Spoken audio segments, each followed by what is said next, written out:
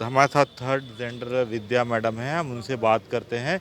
आज शनिवार है, कल 18 तारीख को थर्ड जेंडर एक बड़ी रैली करने वाले हैं, एक पदयात्रा करने वाले हैं। हम विद्या मैडम से बात करते हैं कि ये पदयात्रा का कारण, उद्देश्य और जी। क्या है। देखिए, हम लोग कोरोना से पहले 2019 में हाँ, एक शोभा यात्रा निकाले थे और ये शोभा यात्रा एलजीबीटीक्यू पूरी कम्युनिटी के तरफ से था। हाँ, जितने भी लैंगिक अल्पसंख्यक लोग हैं, जेंडर अल्पसंख्यक लोग हैं, उनके द्वारा निकाली गई एक शोभा यात्रा थी। और इस शोभा यात्रा निकालने का उद्देश्य रहता है कि जो लैंगिक अल्पसंख्यक लोग हैं, उनको भी इस समाज में पूरे सम्मान के साथ जीने का अधिकार है। तो लोग बाहर आने के लिए कंफर्टेबल हो, जो लैंगिक अल्पसंख्यक लोग हैं उनको समाज में रिस्पेक्ट मिले, पहचान मिले और लोगों के लिए वो कौतूहल का विषय ना हो। और एक जो लैंगिक अल्पसंख्यक व्यक्ति है, उसे तो ईश्वर ने इस तरह से बनाया है, इसमें उसकी कोई गलती नहीं है। तो जो अपराध बोध सोच है और जो सोसाइटी का जो स्टिग्मा है, वो दूर करने के लिए इस तरह का पद यात्रा का आयोजन किया जा रहा है।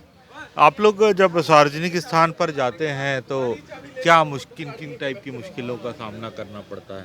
देखिए, अभी तो छत्तीसगढ़ में बहुत कुछ सीन बदला है और या तो समाज हमें एक भिक्षुक की तरह देखता है, हाँ, या तो एक देवदूत की तरह देखता है, या तो ज़्यादातर कम्युनिटी के लोगों को एक प्रोस्टिट्यूट या एक सेक्स वर्कर के रूप में देखता है।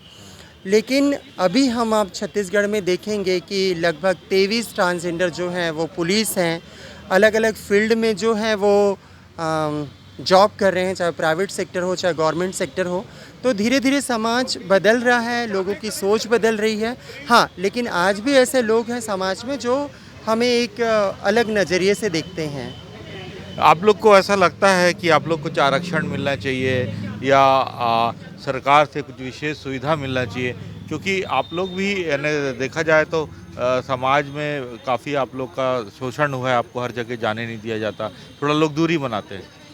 एक किन्नर अगर साड़ी में जीती है या अपने स्वतंत्र अभिव्यक्ति के साथ जीती है, हाँ, तो परिवार के रास्ते हमेशा के लिए बंद हो जाते हैं और कभी किसी किन्नर की घर वापसी नहीं होती है।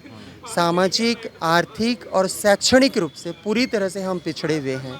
आज अगर समाज में किसी वर्ग को आरक्षण की ज़रूरत है, तो हमारा वो किन्नर समाज है, तृतीलिंग समाज है, ट्रांसजेंडर समुदाय है। तो मैं सरकार से इस मीडिया के माध्यम से निवेदन करती हूँ कि वो तकरीबन लगभग जिस तरह से कर्नाटक सरकार ने 1% का रिजर्वेशन दिया है, ठीक उसी तरह छत्तीसगढ़ सरकार भी हमें 1% का रिजर्वेशन दे। अगर रिजर्वेशन में किसी तरह का टेक्निकल कोई इशू आ रहा है, तो हमें जितने भी मिसलेनियस भर्ती है, एटलीस्ट वहाँ तो हमें गेट ओपन करे। मोदी जी का जन्मदिन है, तो अच्छा। आप क्या कहना चाहेंगी कि इस पे एक अगर ऊपर से कुछ पास हो जाए तो ज़्यादा सरल हो जाएगा राज्य सरकारों को। सबसे पहले तो मैं देश के प्रधानमंत्री को मैं जन्मदिन की ढेर सारी शुभकामनाएं पूरे किन्नर समाज के तरफ से, और मैं उनका तहे दिल से धन्यवाद करती हूं, क्योंकि ट्रांसजेंडर कानून जो है वो केंद्र सरकार ने ही लाया है। हाँ, और आज केंद्र सरकार के द्वारा 5 प्रकार के स्कीम जो है वो पूरे भारतवर्ष में चलाए जा रहे हैं। और मैं प्रधानमंत्री जी से निवेदन करती हूं कि वो ट्रांसजेंडर व्यक्तियों को 1% का रिजर्वेशन दे, ताकि हम समाज के मुख्य धारा में शामिल हो सके।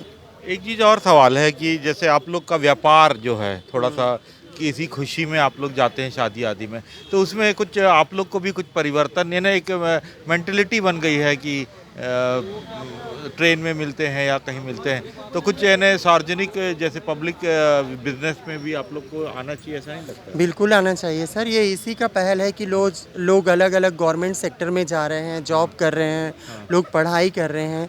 एक समय तक था जहाँ हमारे लिए कोई भी ऑप्शन नहीं था, लेकिन आज हमारे लिए बहुत सारे ऑप्शन हैं। और लेकिन इतना जल्दी चेंज नहीं होगा, हाँ, क्योंकि ये ना सिर्फ एक ह्यूमन चेंज है, बल्कि ये पूरी कम्युनिटी का चेंज है। तो ये कम्युनिटी का चेंज धीरे धीरे ही चेंज होगा। और जैसे जैसे सोसाइटी और सरकार हमें हैंड होल्डिंग सपोर्ट करेगा, वैसे कम्युनिटी कम आउट होगा और एक अच्छे पोजीशन पे पहुंचेगा। बात करने के लिए धन्यवाद। Thank you sir. ये थी हमारे साथ विद्या मैडम जी। हम इनकी समस्याओं पे, इनके अधिकारों पे हम बात कर रहे थे। आरपीएल न्यूज़ से देवाशीष, रायपुर, छत्तीसगढ़।